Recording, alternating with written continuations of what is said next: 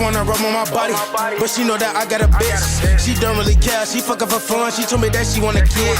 I told her bitch no, I just wanna fuck. Then I'm leaving, can't stay. Folks got a Glock, he shoot it like Ray Ray. Yeah, you know he gon' spray. Glock, target practice, we don't miss, so bitch, watch what you saying. The heavy hitters are back. Big H's. I'm your boy Jay. I'm your boy Amity. Now today's topic, we're talking about tag teams, or tag team to be specific, and it's the newly crowned WWE Tag Team Champions on their second SmackDown. We're talking about the Motor City Machine Guns. Now, I'm gonna say this off the bat. I love Chris Sabin. I love Alex Shelley. They're good as a tag team. They're good as singles competitors. I don't think putting them as champions second SmackDown in was a good idea.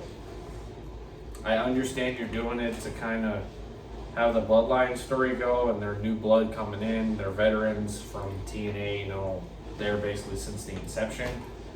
But I think you should have waited. All right, here's the thing. I'm gonna agree with you on this point because I don't think that we has done a good enough job of explaining who these people are. If you've been watching wrestling for a long time and you watch all the other wrestling and stuff, you know, then okay, cool. You know who the Motor City Machine Guns, you know what they were doing in TNA, whatever. But for a casual fan, who the hell are these guys? I know who the Motor City Machine Guns are because I used to watch TNA as a kid. I know the Motor City Machine Guns as well. I watched TNA. So, but for the average fan, for the person who just watched, you know, SmackDown and Raw and nothing else, who the hell are these guys? Why are they already in the mix already? Why did they win the titles? I just feel like, in terms of that, I feel like this should have been something. Now, because like they did it right, like when they had AJ come in. I mean, he was TNA diehard for the longest. They bring him in after he was a New Japan, but they built him up. It took like 6 months before he won the title. Like he had a match against Jericho at Mania. They gave him a good match and whatnot. He might have been involved with Money in the Bank that year. I don't know. He might have. No, I think he wrestled Cena that year at Money in the Bank. Right, he did. He was in a feud with Cena. Right. So he wrestled Cena at Money in the Bank, wrestled him at SummerSlam. Then I believe he started getting thrown into the mold. Right. Because I think that was also right when they did the brand split. The brand split. Uh-huh. Then he started getting thrown into the title picture, and then I think he had won it a month or two after the brand split. Something like that. It was quick. It was like maybe May. I mean, it was probably like September. Because he did beat Ambrose for the title. Right, it was maybe like one of them No Mercies or something. I think it wasn't No Mercy yet. So, at least they did that right. I mean, in the world of wrestling, a lot of people now are kind of watching some stuff on the indies and from other promotions. I mean, you do have fans that have seen TNA, AEW, and WWE all at once. I've done that, so I could see it. But you're different. You're different. You're not a casual wrestling fan. I'm an over-the-top wrestling fan. You watch all wrestling. So like somebody like, let's say somebody who just only watches WWE and knows like the big names that are already there. They're like, who the hell is Alex? You know, Alex Shelley and Chris Sabin.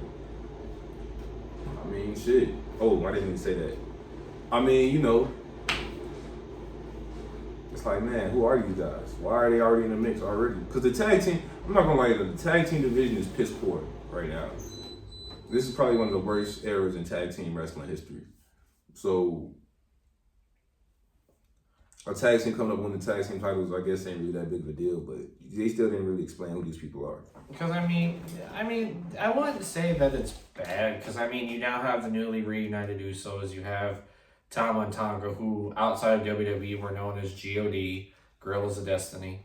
So you have them, you have the Motor City Machine Guns, you have DIY, where if you pushed them the right way, I could see it. I mean, if the New Day don't end up splitting and they get, you know, their stuff together, they're in there. I just don't feel, I think splitting your tag team division between two shows is kind of killing it. But that's just me, because I feel like if you kept them all, like, the tag team division kind of together more, it wouldn't be that bad. Yeah, there's not enough tag teams for, I guess, for it to be a two-brand tag division. I agree with you on that. I'm not a real big, I just don't think Triple H is good at booking tag teams, which I thought he was good at in NXT. Maybe I'm tripping. But Well, it's like what me and you were talking about on the phone Friday. It was like they've been so like into the story with the bloodline, just like trying to evolve it since Roman's dropped the title. And I feel like because of how hard they're pushing that storyline, that kind of some other stuff is getting put on the back burner, which I think one is the tag team division. And I almost kind of want to say it's starting to turn like that for the women's division a little bit, because I feel like they've only really been focusing on like the same 4 or 5 people. You're right. Like SmackDown, you look at it, it's the whole Nia, Tiffany, Bailey, Naomi situation. Right. And then on Raw, it's, you know, like Liv and Raquel just doing what they're doing. I mean, Liv ain't really facing anybody like that. I mean, she faced Rhea, but who again is kind of tied up in the bloodline, or not bloodline, the Judgment Day storyline. So it's like, it's just everything's kind of been pushed on the back burner. Mm-hmm. I feel like this went from a Motor City Machine Gun video to the what went wrong. Yeah, I was trying to figure out. I completely lost the direction. I was gonna wait for you to steer us back on. So the Motor City Machine Guns. Motor City Machine Guns are in WWE. The tag team division sucks right now. Triple H is not good at booking tag teams on the main roster. Will they bring new life to the tag team division? Maybe. They're kind of up there in age. They got to be pushing 40. They said too with Triple H recently too, he's been pulling events. They said they really haven't had, you know, representation of like black people on pay-per-views too recently. Like that's the whole reason why they came out and they said that's why they had Bianca, Jade, and Naomi as the hosts for Bad Blood. Gang, when they said they didn't have them on the card, I think they meant on the card, not hosting. Well, I know, but they're saying just point blank, like on the show at all. Like they just weren't. I mean, but there's not really. I mean, besides Cody Raheem Rose, there's not really all that much. Like, you know. How did I know you were gonna bring up Cody? Besides that, bro, like, there's no really black. You got Carmelo Hayes, but he's been having the matches with Andrade, they had the Game 7. Yeah, on SmackDown, which is going to be a Crown Jewel. He'll be on the card for Crown Jewel. So I mean, but I don't know, man. I mean, even on this card, I mean, outside of Carmelo, I mean, is it really anything else? Because I mean, you got Gunther and Cody, that doesn't count. You got Liv and Nia, that. Well, Nia's black. No, Nia's black. She black. She look black. I mean, she's Samoan, but she look black, don't she?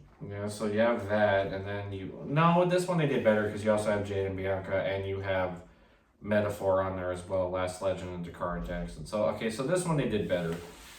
So, I find it hilarious how they did this for the outside of the U.S. show, but with the U.S. shows, it's the exact opposite. I mean, they were like, man, we had Metro booming at the last pay-per-view, so. They're like, that's good enough, we're good. So, I mean. Wasn't Red Velvet there, too? Or not Red Velvet, what's her name? I get all these people confused. Sexy Red? Sexy Red, that's what it was. Oh, the Red Velvet. I'm like, who the I'm hell thinking of Red? AEW, I'm thinking of that chick. Yeah, they had Sexy, wasn't Sexy Red on the card? Or not on the card, on the show? Was Sexy Red at the show? I think she was. I know she was on NXT St. Louis, I know that much. Right, she was. But, I mean, there's not really, like, you know, Bobby Lashley ended up leaving. So it's kind of like the black wrestlers, they're just not really. MVP and Shelton Benjamin, they went to AEW. Bobby Lashley might not be that far behind.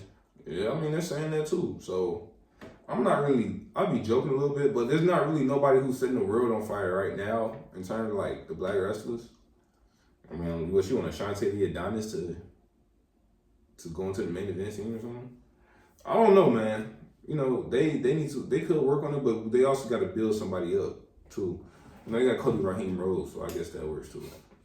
I mean, if they build him correctly, I feel like Carmelo could be pushed in there if you do it right. I mean, you brought him in the draft, and he really hasn't been doing much. I mean, he had a match with Cody first night, which he lost. Of course he's going to lose. And then he's just been doing the stuff with Andrade. Yeah, I mean, we'll see who wins. Well, we'll see if he. I don't think he'll win the title. I think LA Knight's going to retain. But, you know, what was our main focus on? This was the Motor City Machine Guns. Now I just think this turned into a wrestling rant. I think at this point. Yeah, man. The Motor City Machine Guns. This video is just going to be all over the place, so just Yeah, man, bear with us here. Yeah, I lost train of thought. Yeah, but the Motor City Machine Guns, I'm kind of interested in seeing what they're doing. They've been around for a little minute. I think that they could bring new life to the tag team division because the tag team division is monkey balls right now. So I'm interested. I'm intrigued as well. I mean, I'm the one thing I'm worried about is they get booked to the moon now, and then they're just looked at as like an afterthought afterwards. That's what I'm worried about. That happens too. So, I mean, I don't really have much to say on the Motor City Machine Gun. I kind of got to see where this plays out. I do as well. I mean, if they end up splitting them up down the line, I mean, they're both great singles wrestlers as well. They're one of the few tag teams that are able to pull off splitting up, having good singles careers, and coming back together. And the Motor City Machine Guns are one of the few tag teams that have won belts everywhere they've been. They've won TNA, they've won WWE. I think they won New Japan. So, I mean, all that's left is... Were they in AEW for? They were in AEW, but they were helping out Jay Lethal, so it doesn't really count. And they were still basically under contract. Oh, they were still like TNA going into the... Yeah, that's what I'm saying. Okay, all right, cool. So, I mean, if they went to AEW, hey, they probably would have won it there, too. I mean, they haven't talked about retiring anytime soon, so... They need to be thinking about that. But nonetheless, the topic of this video might be tagged Motor City Machine Guns. It might be multiple things. Who knows? Yeah, this one got a little off the wheels a little bit, but yeah. Comment down below what y'all think about the Motor City Machine Guns. Comment down below if you think the WWE Tag Team Division is monkey balls. It is. Comment down below if y'all think we should book the tag team division. Comment down below if we should do a tag team draft. Comment down below if y'all want to see Jay and Amity get in the ring. No, y'all don't want to see that. I'm your boy Jay. You don't. I'm your boy Amity. And we out.